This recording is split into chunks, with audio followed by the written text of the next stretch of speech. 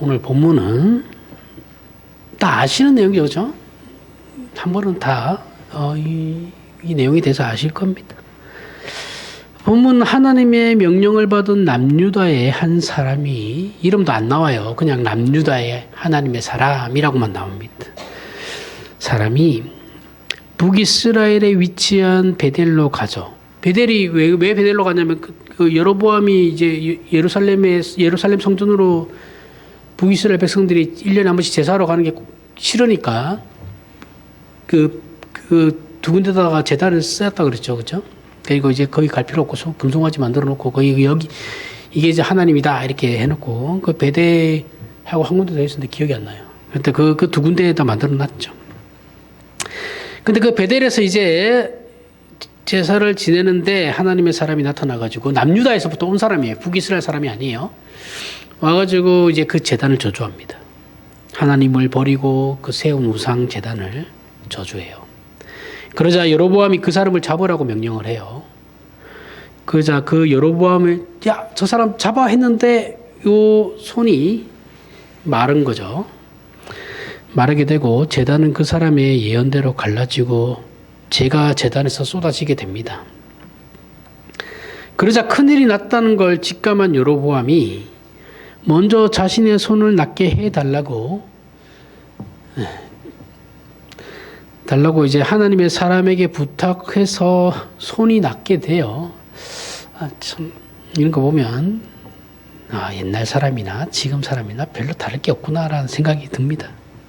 그 다음으로 어떻게 해서든지 하나님의 저주를 완화해 보려고 하나님의 사람에게 자신이 대접할 기회를 달라고 하면서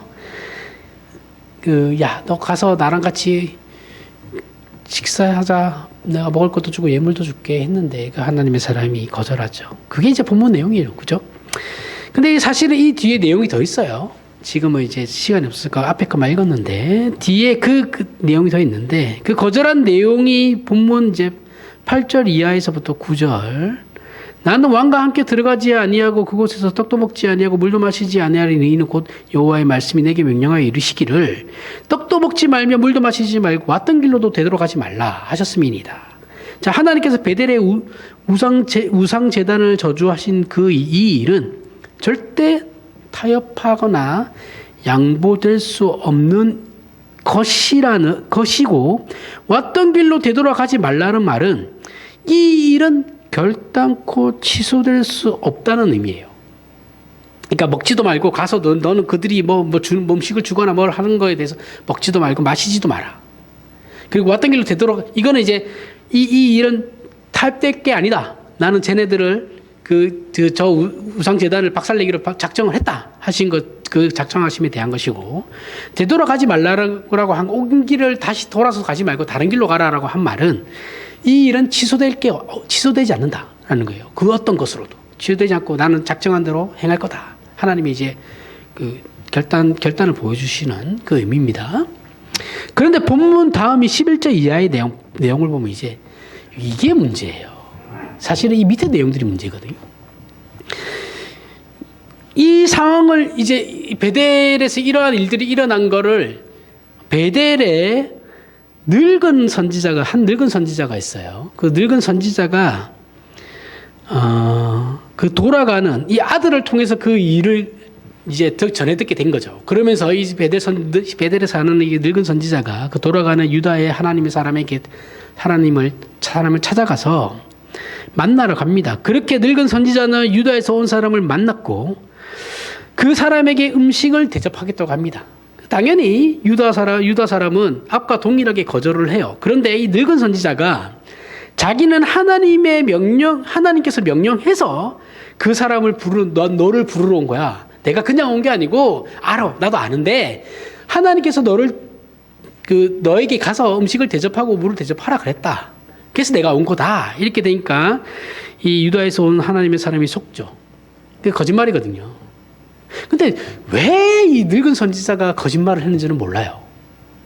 왜 그랬을까? 그죠? 그래서 하여튼 이 사람은 그런가 하고 갑니다. 가서 잘 먹어요. 그렇게 집에 따라 들어가 음식을 다 먹고 나자 하나님께서 늙은 선지자에게 말씀을 하십니다. 통해 예언하시길 유다에서 온 사람이 하나님의 명령에 순종하지 않았기에 너는 이제 죽을 거다. 이게 되게 웃기죠. 거짓말하는 늙은 선지자가 하나님의 명령에 순종한 그 하나님의 그 사람을 에게 가서 거짓말로 속여요. 그래가지고 이 사람을 집에 데리고 와서 먹게 만들어요. 이 사람이 잘못한 거잖아요, 그죠? 근데 하나님께서 또 계시를 주시는데 그 유다에서 온 사람에게 주는 것이 아니라 늙은 선지자에게 또 계시를 주세요. 그러면서 뭐라고 하시냐면 너 내 말에 순종하지 않았으니까 너 죽을 거야. 웃기죠? 이게 이해가 안 가죠? 이해가 갈 수 없습니다. 이게 뭐 하는 짓인가 싶죠? 그러다가 실제로 이제 이 사람이 돌아가다가 사자한테 물려서 객사해요. 사자가 나타나가지고 물어 죽입니다. 그리고 그를 유혹했던 늙은 선지자, 이 늙은 선지자가 진짜 골치 아픈데, 늙은 선지자가 가서 그의 시체를 거둡니다. 죽었다는 말을 듣고 거두면서 자기 묘에다가 장사해줘요. 장사하고 그의 예언이 진실하고 이루어질 것이라고 선언하며 이 내용이 끝이 나요. 이거 자기가 죽인 거잖아요. 어떻게 보면 자기가 죽여놓고 자기가 그 사람 시체 거두면서 또 울어요.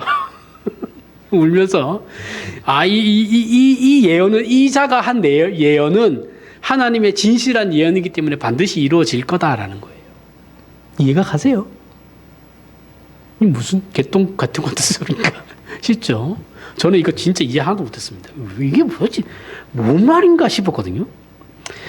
사실 예전에 이 내용을 보면서 진짜 이해가 되질 않았습니다. 이게 도대체 뭘 말하려고 하는 건가? 그리고 이게 그렇게 길게 얘기할 만한 내용인가? 한 장을 거기에 다 쓰니까요. 남유다에서 하나님의 사람이 와서 하나님의 말씀을 선언하고 돌아가다가 베델의 늙은 선지자의 노욕이죠, 노욕. 어떻게 보면 그 늙은 선지자의 노욕이에요. 은퇴해도 되는데 굳이 자기가 아직까지도 하나님께 쓰임을 받겠다라는 그걸 거짓말까지 이용하면서 그 노욕을 부린 거예요. 그래서 멀쩡한 사람 죽이고 이것도 의아한데 더 이해가 가지 않는 것은 이 늙은 선지자는 도대체 뭐길래 굳이 하나님의 사람을 유혹했냐라는 거예요. 유혹하고 더 황당한 건 그가 하나님의 사람을 죽게 만들어 놓고 한다라는 소리가 미안하다는 소리가 아니고 그가 한 말은 진실로 이루어질 거다라는 그 증언을 하고 있단 말이죠. 이게 쉽지 않다는 겁니다. 이해가 가세요? 죽어도 캐나도 이게 안 가는 겁니다. 이거. 그리고 사실 제가 자라오면서 이 본문을 가지고 설교하시는 분을 거의 못 봤어요. 실제로. 들어보셨어요? 거의 없어요. 그죠? 사실은 이 열왕기의 전체적인 주제 안에 다 들어가는 내용인데, 물론 지금 제가 배울 때 신학과 우리 선배님들이 배울 때 신학의 수준이 다르긴 합니다. 훨씬 저는 혜택을 많이, 우리나라 신학이 엄청 발전해 있거든요. 거기에 대한 혜택을 받은 사람이기 때문에 뭐 이렇게 설교할 수 있는 거겠죠. 사실 이 내용은 딱 하나의 중요한 내용을 가르쳐요. 다른 거 다 필요 없어요. 딱 하나의 중요한 내용을 가르치기 위해서 자세하게 기록하는 겁니다. 그 내용이 뭐냐면 하나님의 어미하심에 대한 거예요. 하나님은 어미하시다. 요거 하나예요. 주제가. 그것 때문에 이 많은 말들을 하는 거예요. 하나님의 어미하심이란 물론 하나님의 위대하심과 엄중하심에 관한 것이죠. 하나님의 위대하심과 엄중하심이라는 것은 기독교 신앙을 존재케 하고 성립시키는 유일한 조건이고 근거는 그 하나님 뿐이시다라는 의미에서 하나님의 위대하심과 엄중하심을 말하고 있는 겁니다. 유다에서 온 하나님의 사람은 그가 증언해야 했던 하나님의 말씀뿐만 아니라 그는 하나님의 말씀을 메시지를 선포하는 건 제대로 했어요. 그렇죠? 그것뿐만 아니라 그 말씀의 그 진실성과 엄중함에 대해 베델의 늙은 선지자의 유혹에 넘어감으로써 실패해요. 원래 이걸 이겨내야 되는 거였거든요. 이것까지. 근데 유혹에 넘어가 버렸어요. 실패합니다. 그러자 하나님께서 사자를 보내서 그를 죽이시에요. 이게 근데 그 광경도 신기합니다. 사자가 와서 물어 죽이거든요. 근데 이 사람이 나귀를 타고 갔어요. 물어 죽이는데 그 13장 28절에 보면 열왕기상 그가 가서 본즉 그는 이제 늙은 선지자예요. 늙은 선지자가 가서 보니까 그의 시체가 길에 버림받았고 나귀와 사자는 그 시체 곁에 서 있는데 사자가 시체를 먹지도 아니하였고 나귀를 찢지도 아니하였다.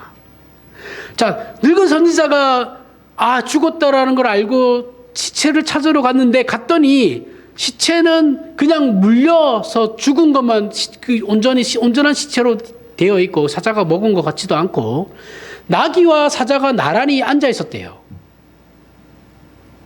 그 사자가 그러면 결국 뭐예요? 배가 고파서 죽인 건 아니다라는 거죠. 그렇죠? 배가 고파서 그 선지자를 죽인 건 아니고 하나님의 사람을 죽인 건 아니고 말 그대로 죽이기 위해서 하나님이 부른 거예요. 그 사자를. 그죠? 이용하신 거예요. 배가 고팠으면 나귀를 잡아먹었겠죠. 근데 나귀도 사자와 같이 곁에 서 있었답니다. 신기하죠? 이걸 또, 그런 게 어딨어 하면 안 돼요. 이런 거는 다 성경이 증거하는 겁니다. 이건 사자가 그 사람을 잡아먹으려고 나타난 게 아니고 순전히 유다에서 온 하나님의 사람을 죽이려고 나타난 것이다라는 것을 증언하는 겁니다. 그죠? 그럼 그가 이렇게 죽음으로써 뭐가 증명돼요? 내가 볼 때는 억울한 사람이 그냥 한 사람이 죽었을 뿐인데 한 사람이 그냥 하나님의 명령을 다 행하려고 하다가 억울하게 죽은 것 같은데 거짓말 때문에 저 늙은 선지자의 그 거짓말 때문에 억울하게 죽은 것 같은데 이게 여기에 무슨 메시지가 있냐라는 거예요. 유다에서 온 사람이 전한 하나님의 말씀의 엄중성이 그의 불순종으로 인한 죽음으로 증명되는 겁니다. 그리고 그의 죽음은 그 사역의 이 사람은 분명히 하나님께서 남유다 사람에게 주신 그 계시의 엄중함은 그가 불순종함으로 말미암아서 그가 하나님의 심판을 받았죠, 그렇죠? 죽어요. 그럼 그만큼 엄중하다라는 거예요. 내 말을 지켰어야지. 그리고 그의 죽음은 그가 죽음으로 말미암아서 마치 실패한 것 같잖아요. 그럼 실패한 거 아닌가? 이 사람 불순종해서 실패했잖아. 이렇게 생각할 수도 있는데. 그럼에도 불구하고 결과적으로는 자신의 사역과 그 사역을 맡은 자로서의 본분은 그가 죽음으로 말미암아서 완성됐다라는 거예요. 어떻게요? 그 하나님의 엄중함이 그의 불순종으로 말미암아 죽었다라는 것이 오히려 증명됐다라는 거예요. 그만큼 하나님은 이 계시에 대해서만큼은 굉장히 반드시 이루실 거다라는 것을 이제 그의 사람을 죽이심으로 말미암아서 증언하고 계신다라는 거예요. 이해가 가세요? 안 가십니까? 안 가시면 빨리 많이 가세요. 다시 설명해야 되니까. 듣다 보면 이해갑니다. 이게 굉장히 신기한 일입니다. 우리가 볼 때는 그냥 한 사람이 죽어서 안타까운 거잖아요. 하나님 그렇게 생각 안 하신다니까요. 하나님은 당신님의 그 사람을 죽이심으로 말미암아서 오히려 하나님의 그 계시의 엄중함을 나타내시고 계시다라는 거예요. 우리는 하나님의 엄중함에 대해서 별로 생각 안 하죠, 그렇죠? 내가 제일 중요하니까. 근데 이 성경을 보면 우리가 어떻게 보면 하나님께 막 대들면서 기도하는 이 구약에 있는 선지자들이 보면 기겁해요. 야, 저것들은 뭔데 하나님께 저렇게 기도할 수 있나? 이게 예수 그리스도의 힘입니다.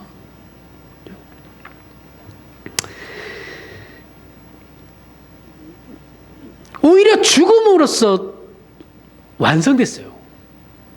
하나님의 그 계시의 엄중함이 더 드러났다라는 거죠. 또한 그를 유혹한 늙은 선지자가 죽으면서 그가 뭐라 그래? 진실로 그는 하나님의 사람이었고, 그래 이 사람은 진짜 하나님의 사람이었구나. 자기가 사자에게 물려 죽은 그 시체를 보고 나귀와 사자가 옆에 서 있는 것을 보면서 느낀 거예요. 이 사람은 진짜 하나님의 사람이었고, 그의 예언은 그래서 반드시 이루어지겠구나 라는 것을 이 늙은 선지자의 입을 통해서 하나님께서 증언하시는 겁니다. 신기하죠? 우리로서는 도대체 이해가 안 가잖아요. 그죠? 하나님의 일하심이라는 겁니다. 그렇게 증언함으로써 이 사건은 하나님이 주신 예언의 엄중함, 그 엄중성을 거듭 다지고 있는 겁니다. 유다에서 온 하나님의 사람은 그의 사역을 일부 실패했죠. 그죠? 선하는 것까지는 했어요. 근데 일부 실패했음에도 불구하고 그 실패가 그 사역의 내용을 더욱 분명하게 드러내게 결과로 그렇게 쓰임을 받고 있다는, 우리가 볼 때는 실패인 것 같은데 하나님의 입장에서는 그 실패를 더 완전하게 만드신다는 거예요. 이거를 우리에게 주신 약속에 딱 대입하시면 됩니다. 그죠? 우리가 볼 때는 내 인생이 별거 아닌 것 같고 실패인 것 같은데 하나님께서는 그것을 통해서 더 완전하게 하나님을 드러내신다라는 거예요. 이런 일들은 다 하나님의 위엄에 찬 모습을 증언하는 거예요. 하나님은 이런 분이시다. 하나님이 누구신가? 이것은 서두에도 설명했듯이 기독교 신앙이란 하나님의 어떠하심과 하나님의 약속 위에 있다는 것이고, 그 약속이 얼마나 엄정한 것인지를 우리에게 가르치고 있는 거예요. 내가 너희에게 하는 약속이 가볍게 보이냐? 가볍지 않아. 그걸 얘기하시는 거예요. 이 내용을 우리는 자꾸 사람의 인본주의적 입장에서 이해하려고 하니까 이해가 안 되는 겁니다. 그렇죠? 사실은 개혁파 신학이 아닌 신학은 이 내용을 이해할 수 없어요. 왜냐하면 하나님이 절대 주권에 대해서 얘기하는 건 개혁파 신학밖에 없습니다. 그러니까 성경을 하나님의 입장에서 보지 않으면 이 내용 자체는 난해해져요. 이해하시죠? 그래서 개혁파 신학이 굉장히 훌륭해요. 이사야 55장 6절에서부터 11절에 너희는 여호와를 만나 만한 때에 찾으라. 가까이 계실 때에 그를 부르라. 악인은 그의 길을, 불의한 자는 그의 생각을 버리고 여호와께로 돌아오라. 그리하면 그가 긍휼히 여기시리라. 우리 하나님께로 돌아오라. 그가 너그럽게 용서하시리라. 이는 내 생각이 너희의 생각과 다르며 내 길은 너희의 길과 다름이니라. 여호와의 말씀이니라. 이는 하늘이 땅보다 높음 같이 내 길은 너희의 길보다 높으며 내 생각은 너희의 생각보다 높음이니라. 이는 비와 눈이 하늘로부터 내려서 그리로 돌아가지 아니하고 땅을 적셔서 소출이 나게 하며 싹이 나게 하여 파종하는 자에게는 종자를 주며 먹는 자에게는 양식을 준과 같이 내 입에서 나가는 말도 이와 같이 헛되이 내게로 돌아오지 아니하고 나의 기뻐하는 뜻을 이루며 내가 보낸 일에 형통함이니라. 내 입에 나가는 말도 이와 같이 헛되이 내게로 돌아오지 아니하고, 이 표현이 오늘 본문에 일맥상통하는 내용이에요. 하나님의 말씀은 헛되이 다시 하나님께로 돌아가지 않는다라는 거예요. 반드시 이루어진다. 반드시 이루어집니다. 진짜. 여기서 말하는 내 생각이 너희의 생각과 다르며 내 길은 너희의 길과 다름이니라. 이는 하늘이 땅보다 높음 같이 내 길은 너희의 길보다 높으며 내 생각은 너희의 생각보다 높음이니라. 하나님께서 우리보다 더 지혜로우시다라는 것이죠. 그렇죠? 얼마든지 그렇게 말씀하실 수 있습니다. 그러나 이 내용을 오늘 본문과 연결해서 연결해서는 하나님의 뜻과 의지는 우리의 의지보다 높다라는 것이죠. 이건 하나님의 고집스러움을 말하는 것이 아니에요. 단순히 하나님의 신실하심에 대해서 말씀하고 있는 겁니다. 하나님의 성실하심과 신실하심은 인간의 변덕, 인간의 연약함과 비교할 수 없는 것이다 라고 말씀하고 있는 거예요. 하나님은 우리에게 하나님 되시는 일을, 또 온 우주 만물과 역사의 주인 되시는 일을 결단코 양보하시지 않으실 겁니다. 타협하지도 않고 그 뜻을 이루시고야 말 겁니다. 여기서 말하자면 하나님께서 창조하신 모든 존재에 대한 하나님의 하나님으로서의 선포가 있는 것이죠. 모든 창조물은 하나님의 그 뜻과 약속 속에 서 있는 겁니다. 그래서 6절에 나오는 너희는 여호와를 만날 만한 때에 찾으라, 가까이 계실 때에 그를 부르라 라고 하는 것은 선택의 문제보다 큰 것이죠. 하나님께서 주인이심으로 그 뜻은 반드시 이루어질 것입니다. 그래서 사실 우리에게 선택의 여지는 없어요. 내가 선택한 것 같지만 사실은 그건 내가 선택한 게 아니에요. 기독교 신앙은 하나님의 하나님 되심의 그 항시성 그리고 영원성에 근거하고 그것이 그 신앙을 성립시킵니다. 이러한 하나님의 어떠하심과 신실하심과 권능과 위엄하심이 기독교를 존재케 하는 것이죠. 우리는 이 하나님의 위엄에 찬 모습을, 그 위엄이 가지는 지극한 모습을 예수 그리스도의 죽음에서도 볼 수 있어요. 고린도전서 11장 23절에서부터 26절에 내가 너희에게 전한 것은 주께 받은 것이니 곧 주 예수께서 잡히시던 밤에 떡을 가지사 축사하시고 떼어 이르시되 너희는 이것은 너희를 위하는 내 몸이니 이것을 행하여 나를 기념하라 하시고 식후에 또한 그와 같이 잔을 가지시고 이르시되 이 잔은 내 피로 세운 새 언약이니 이것을 행하여 마실 때마다 나를 기념하라 하셨으니 너희가 이 떡을 먹으며 이 잔을 마실 때마다 주의 죽으심을 그가 오실 때까지 전하는 것이니라. 자, 성자 하나님이신 예수 그리스도의 죽으심이 기독교 신앙을 성립시키는 겁니다. 우리는 이 죽음을 놓고 하나님의 지극한 사랑, 우리를 구원하시는 하나님의 능력과 같이 여러 가지로 표현할 수 있죠. 그러나 오늘 본문을 가지고 이런저런 얘기하기 전에 먼저 가장 근본적인 가르침은 하나님이 누구시냐라는 거예요. 하나님이 누구시고 우리와 어떤 관계인가가 제일 중요하다는 것이죠. 이 문제에 있어서 하나님께서는 우리를 믿음으로 묶으신다 라는 겁니다. 그래서 우리는 하나님을 믿을 만한 분이고 더 나아가서 하나님 외의 선택의 여지가 없다라는 걸 알게 돼요. 하나님께서 믿음으로 묶어버리시면 뭐 묶여있는데 뭐 다른 데 갈 수도 없죠. 그죠?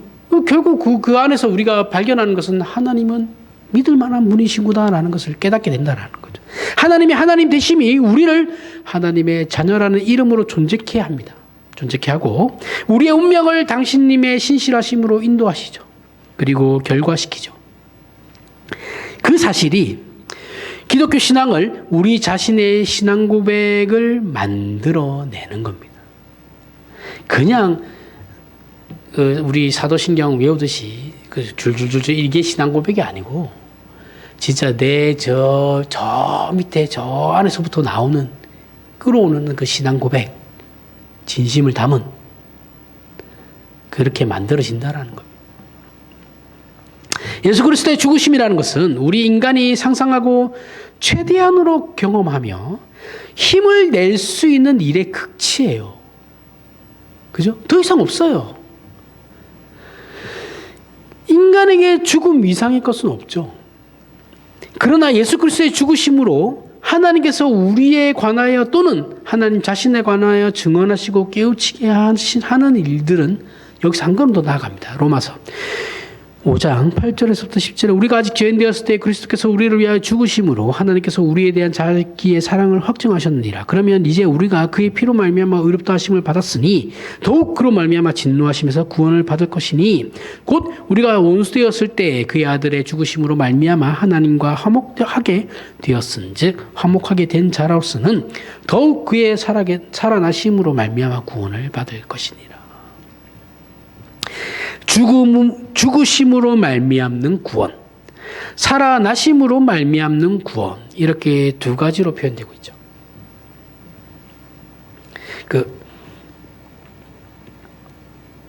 제럴드 시처라는 분이 있어요.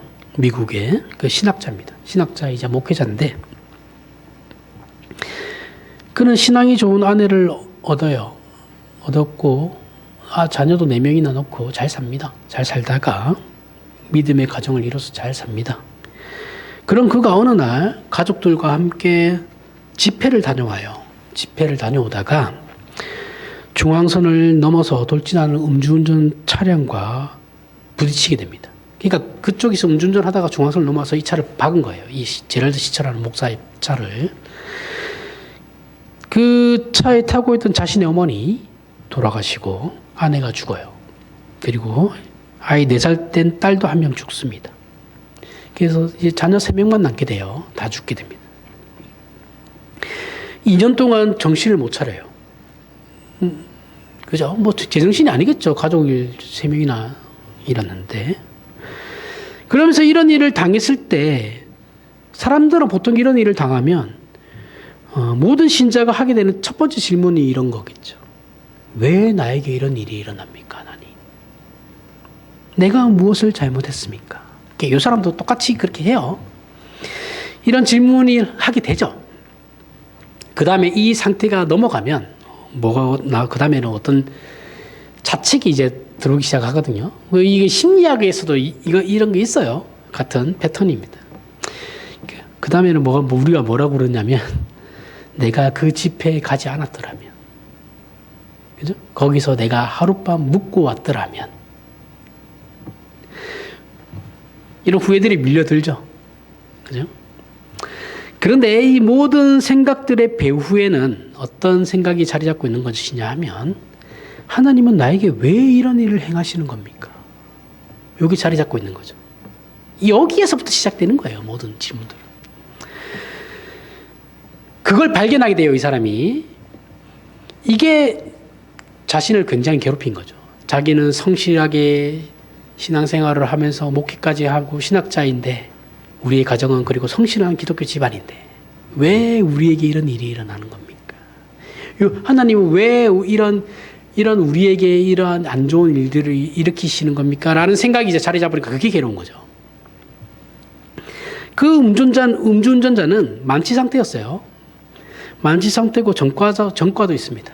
인생을 허비하는 사람이었고, 자신과 가족들은 성실히 하나님을 섬기는 자들이었는데, 그리고 사역자였는데, 더욱이 그날은 놀러 갔다 온 것도 아니고 집회를 다녀오던 길이었는데, 왜 이런 비극이 자신과 가족에게 일어날 수 있는지, 그러면서 도대체 우리 가족이 이렇게 될 때까지 하나님은 뭘 하셨습니까? 라는 데까지 나아가요. 품게 돼요. 그렇게 2년을 고통 속에 보내면서 그에게 있어 최고의 유혹은 뭐겠어요? 이렇게 되면 사람이 코너로 몰리면 어떻게 돼요? 자살 충동을 느끼죠. 그렇죠? 목사라고 뭐 다를 것 같습니까? 아니에요. 자살 충동 느낍니다. 그 이유는 성실하게 사는 게 억울한 건데, 성실하게 사는 게 보상을 받지 못하는 세계에서 성실하게 살 책임이 뭐가 있는지에 대한 생각 때문에 그런 거예요. 내가 성실하게 세상에서 살아봐야 성실함으로 세상이 보상하지 않는 이 세상을 살아갈 가치가 있냐라고 느낀 거죠. 진실하게 산다라는 것이 그렇지 않은 사람에 의해서 파괴될 수 있죠. 그렇게 된 거잖아요. 자기는 진실하게 살았는데 그렇지 않은 사람으로 통해서 내 진실한 삶이 파괴된 거잖아요. 박살난 거잖아요. 그런 인생이라면 내가 굳이 진실하게 살 가치가 뭐가 있냐라는 거예요. 그죠? 그게 자신을 괴롭힌 겁니다. 이런 생각을 계속하면 극단적인 생각을 할 수밖에 없어요. 물론 극복을 했죠. 극복을 했으니까 이 사람이 책을 썼겠죠. 그죠? 우리는 그가 신자야, 그러면서 우리는 또 생각하죠. 극복했구나. 그래, 결국 극복할 줄 알았어. 당연히 그 신앙을 가진 사람이니까 신앙으로 극복했겠지. 아니에요. 이 사람 신앙으로 극복한 게 아니에요. 우리는 모든 문제를 다 신앙으로 극복할 수 있다고 생각하죠. 그죠? 아닙니다. 그렇지 않아요. 우리는 목사잖아요. 신앙으로 극복했겠죠. 이렇게 생각하겠지만 아닙니다. 전혀 아니에요. 근데 핵심이 이거예요. 그 사람이 신앙으로 극복했냐? 아니. 그게 핵심이에요. 신기하죠? 그 사람이 기도해서 그러면 마음의 평안을 얻은 것이냐? 아니에요. 기도해서 마음의 평안 못 얻었어요. 이 책을 쓰고 나올 때까지 이 사람은 하나님에 대해 아직도 물음표였어요. 신기하죠? 뭐 어떻게 극복했습니까? 자신에게는 선택의 여지가 없다는 걸 깨닫게 됐대요. 어느 순간. 어떤 선택의 여지예요? 내가 망가지는 거고 내가 죽는 것까지는 괜찮은데 내 남은 3명의 아이들이 망가지더라는 거죠. 현실을 딱 보게 된 거예요.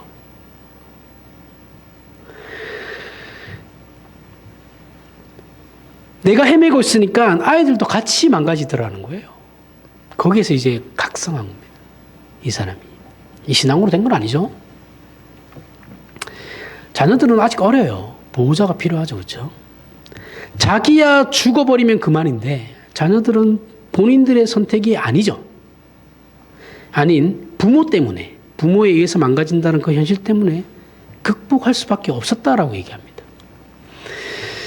그러면서 그는 이렇게 표현해요. 나의 선택은 처음부터 분명했었다. 이게 미국식 표현이에요. 이제 영어식 표현입니다. 그는 남은 3명의 자녀 때문에 죽을 수 없었어요. 다른 방법이 없었다라는 거예요. 그 애들을 위해서 반드시 일어서야만 했다랍니다. 그러나 하나님의 선택은 지금도 모호하다. 왜 그랬는지 나는 모르겠다.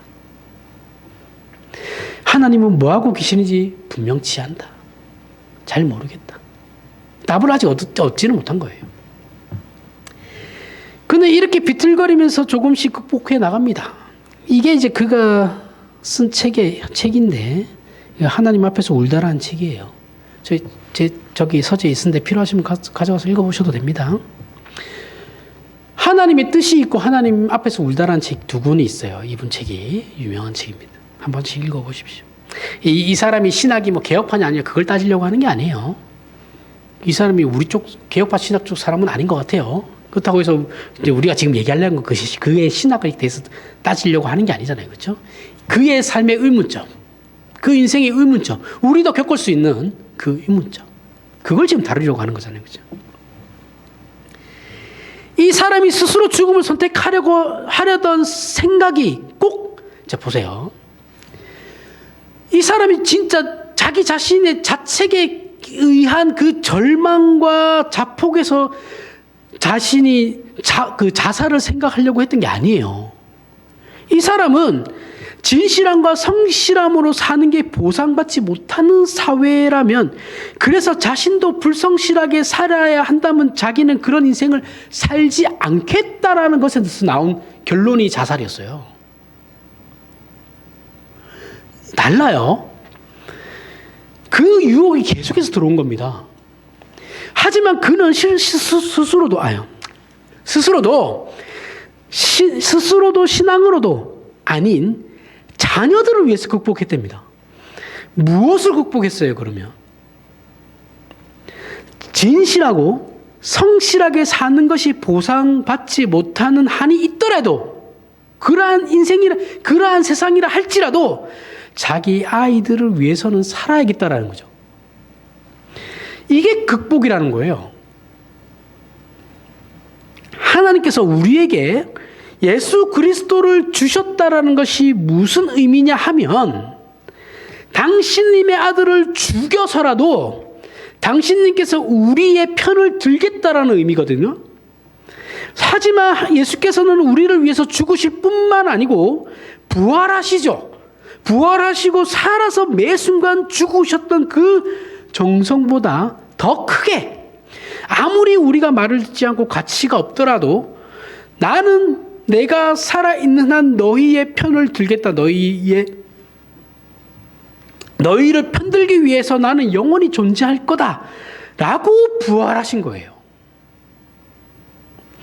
여기가 말하자면 하나님이 누구신가에 대한 가장 놀라운 내용이 이제 내포되어 있는 것이죠.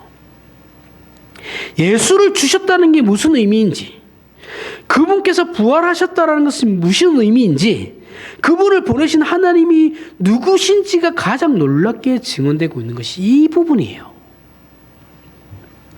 우리는 하나님의 놀라우신 그 경이로움과 위엄에 찬 하나님이라는 말은 다만 능력에서 높다거나 의지에서 변함이 없으시다거나 그 정성이 지극하시다는 것보다 더 깊은 하나님은 과연 하나님이시고 하나님 되심을 중단하시거나 타협하시지도 않으시며 우리의 아버지가 되시기로 한 것을 포기하시거나 조금도 게을리하시지 않는다는 성경의 선언과 마주서게 되는 겁니다.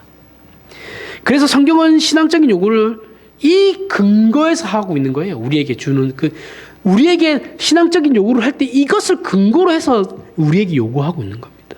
히브리서 12장 1절에서부터 5절에 이러므로 우리에게 구름같이 둘러싼 허다한 증인들이 있으니 모든 무거운 것과 얽매이기 쉬운 죄를 벗어버리고 인내로서 우리 앞에 당한 경주를 하며 믿음의 주요 또 온전하게 하시는 이인 예수를 바라보자. 그는 그 앞에 있는 기쁨을 위하여 십자가를 참으사 부끄러움을 개의치 아니하시더니 하나님 보좌 우편에 앉으셨느니라. 너희가 피곤하여 낙심하지 않기 위하여 죄인들이 이같이 자기에게 거역한 일을 참으신 일을 생각하라. 너희가 죄와 싸우되 오직 피 흘리기까지는 대항하지 아니하고 또 아들들에게 권하는 것 같이 너희에게 권면하신 말씀도 있었도다. 일렀을 때 내 아들이 주의 징계하심을 경히 여기지 말며 그에게 꾸지람을 받을 때 낙심하지 말라. 자, 주의 징계하심을 경히 여기지 말며 이 말이 이제는 무슨 말인지 이제 감이 오신 겁니다. 하나님은 절대 양보하지 않으십니다. 말로 할 때 들어야 돼요. 그래서 맡기 전에. 근데 우리는 항상 계획은 있죠. 맡기 전까지. 그죠? 누구나 계획은 가지고 있습니다. 얻어맞기 전까지는. 참 쉽지 않죠, 이게. 그죠? 겁을 주려는 게 아니고 하나님은 우리를 하나님 이외의 것으로 내용을 삼는 것을 못 참으세요. 그리고 하나님 외의 것으로 만족하거나 목적을 삼는 것을 절대로 놓아두지 않으십니다. 우리의 삶의 고단함이 여기서부터 오는 거예요. 그죠? 하나님이 원하시는 것과 내가 원하는 게 다르기 때문에 우리의 인생이 고단한 거예요. 먼저 그의 나라와 그의 일을 구하라는 삶을 살면 사실 신자는 힘들 게 없어요. 안 하잖아요. 그거 하면 실제로 하나님께서 먹여 살려주신대요. 근데 우리 안 하잖아요. 그렇죠? 더 많은 것을 원하고 더 많은 걸 요구하잖아요. 이거는 저라고 다르겠습니까? 그죠? 통장에 돈 200이라도 꽂혀 있어야 마음이 편하죠. 비상금이라도 있어야지. 그게 우리잖아요. 하나님께서 경쟁적으로 질투하신다는 것이 아니에요. 그런 말이 아닙니다. 하나님만이 해줄 수 있는 복과 참된 내용, 그 이하로는 절대로 우리를 그냥 놓아두지 않는다라는 거예요. 우리의 삶이 피곤하게 만드신다라는 겁니다. 그 선포입니다. 하나님은 하나님이신 것 같이 우리가 하나님의 자녀라는 이름으로 부름받는 거기에 붙은 하나님의 이름을 포기하시지 않을 것. 우리가 하나님의 자녀잖아요. 그렇죠? 그럼 우리 앞에 자녀라는 앞에 하나님이 붙어요. 그 이름 때문이라도 포기하시지 않는다라는 겁니다. 그래서 신자들은 하나님을 떼고는 결코 자녀가 될 수 없어요. 이것이 성경의 선언입니다. 12장 히브리서 6절 11절 주께서 그 사랑하시는 자를 징계하시고 그가 받아들이시는 아들마다 채찍질하심이라 하였으니 너희가 참음은 징계를 받기 위함이라. 하나님이 아들과 같이 너희를 대우하시나니 어찌 아버지가 징계하지 않는 아들이 있으리요. 징계는 다 받는 것이거늘 너희에게 없으면 사생자여 친아들이 아니니라. 또 우리 육신의 아버지가 우리를 징계하여도 공경하였거늘 하물며 모든 영의 아버지께서 더욱 복종하며 살려 하지 않겠느냐. 그들은 잠시 자기 뜻대로 우리를 징계하였거니와 오직 하나님은 우리의 유익을 위하여 그의 거룩하심에 참여하게 하시느니라. 무릇 징계가 당시에는 즐거워 보이지 않고 슬퍼 보이나 후에 그로 말미암아 연단받은 자들은 의와 평강의 열매를 맺느니라. 자, 바울이 답을 주고 있죠. 이 바울이 아니죠. 히브리서는. 이게 무슨 말인지 다 알 겁니다. 그렇죠? 부모들은 자녀들을 징계합니다. 올바른 부모는 자녀들에게 매를 들어요. 훈계를 해요. 자녀들이 모르고 대충 사는 걸 용납하지 않는 것이 부모죠. 그렇죠? 부모가 공부 열심히 해야 한다라고 하면 그건 꼭 공부 잘해서 부자가 되라는 말이 아니죠. 그렇게 생각하면 그 이상한 부모예요. 공부하는 것보다 돈 버는 게 그러면 그런 생각을 가진 부모 밑에서는 자녀들도 이런 생각을 하겠죠.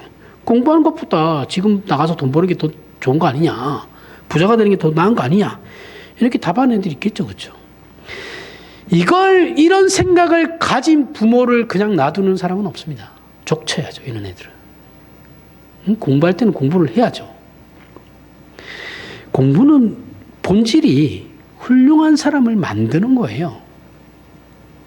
옛날에 우리 선비들, 그죠? 양반은 어떻게 보면 직책입니다. 신분이라기보다는.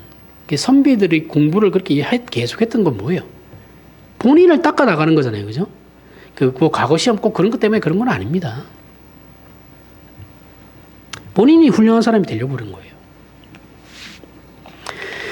우리나라는 학벌주의가 만연해가지고 공부를 간판이나 기능적으로만 여기는 사회 세태나 부모들이 그런 부모들이 많아가지고 공부로 인해서 사람이 훌륭해지는 일은 요즘은 없어요. 그죠? 뭐 부정을 해서라도 좋은 대학 가는 게 좋다고 생각하는 사람들이니까. 사실 공부라는 건 인격에 관한 겁니다. 그래서 부모는 자녀를 훌륭하게 성장시키려고 자녀들의 원한을 기꺼이 사기로 하는 것이죠. 원망을 하잖아요. 부모에 대해서. 그죠? 어렸을 때 애기들은 미워해요. 엄마가 하지 말라고 그러니까. 이게 싫어서 자녀들이 원하는 대로 다 해주는 사람은 자녀 망치는 거예요. 부모 노릇을 하지 않는 겁니다. 부모로서 자격도 없어요. 지금 하나님께서 그 얘기를 하시는 거예요. 당신님은 우리를 포기하지 않으시고 하나님 노릇을 양보하시지 않으신다라는 거예요. 그래서 다음 내용이 나오는 겁니다. 히브리서 12장 12절 13절. 그러므로 피곤한 손과 연약한 무릎을 일으켜 세우고 너희 발을 위하여 곧은 길을 만들어 저는 다리로 하여금 어그러지지 않고 고침을 받게 하라. 무슨 말이냐면 이거 직설적으로 바꾸면 다리에 힘주고 눈 똑바로 뜨고 똑바로 걸어라. 입 다물어라. 울지 마라. 꼿꼿하게 걸어가라. 그 얘기예요. 겁주는 게 아니고 공갈도 아니면서 가혹한 것도 아닙니다. 그러니까 운다고 뭐가 될 게 아니고 다리에 힘줘. 우리 아이들한테 그러잖아요. 그렇죠? 애들 막 자지러지고 막 뗐으면 막 들어눕잖아요. 그렇죠? 그럼 애들 뭐래요? 일어나. 똑바로 서. 이렇게 하잖아요. 그죠? 울지 마. 눈물 닦어. 아빠 봐. 아빠 보고 얘기해. 이렇게 얘기하잖아요. 그죠? 훈육이잖아요. 그렇게 그 말씀을 하시는 거예요. 똑바로 서라. 하나님 앞에. 대충 서지 말고. 왜 이렇게 말씀하시냐면 하나님의 하나님 되심을 중단할 생각이 없다라는 거예요. 나는 너희의 아버지로서 내 아버지의 역할을 중단할 생각이 전혀 없다. 그리고 너희를 자녀로서 더 이상 자녀 취급 안 하지도 않을 거다. 너희는 한번 자녀면 죽을 때까지 영원한 자녀인 거다. 우리의 신앙 현실에서 시험과 갈등은 결국 하나님이 내 하나님 맞습니까? 또는 이렇게 해서 하나님이 정말 만족하실까? 내가 이 정도밖에 안 되는데 하나님께서 만족하실까? 이 두 가지 문제로 집약되죠. 이거 아니면 저거죠, 우리는. 하지만 아무런 걱정도 하지 말라는 거예요. 하나님은 하나님 되심을 잠시도 중단하실 생각이 없으시고 우리 자신의 실력만큼 우리가 심은 것만큼 거두는 게 아니라 하나님의 영광을 위해서 하나님의 하나님 되심이 그 열심이 우리를 그 이름을 허락한 자녀로서 승리케 하실 것이기 때문입니다. 기도하겠습니다. 하나님 아버지 은혜를 감사합니다. 하나님을 아버지라 부르는 것이 어떤 내용인지, 얼마나 놀라운 것인지 함께 은혜를 나누었습니다. 우리의 신앙 현실과 실천에서 우리가 신자라는 이름으로 불리고 인도함을 받는다는 것을 기억하여 우리로 순종하게 하시고 충성하게 하시며 전심을 바치는 자들이 되게 하여 주시옵소서. 그리하여 세상과 우리의 연약함을 이기는 하나님의 은혜와 능력을 믿는 저희가 되게 하여 주시옵소서. 예수님 이름으로 기도합니다. 아멘.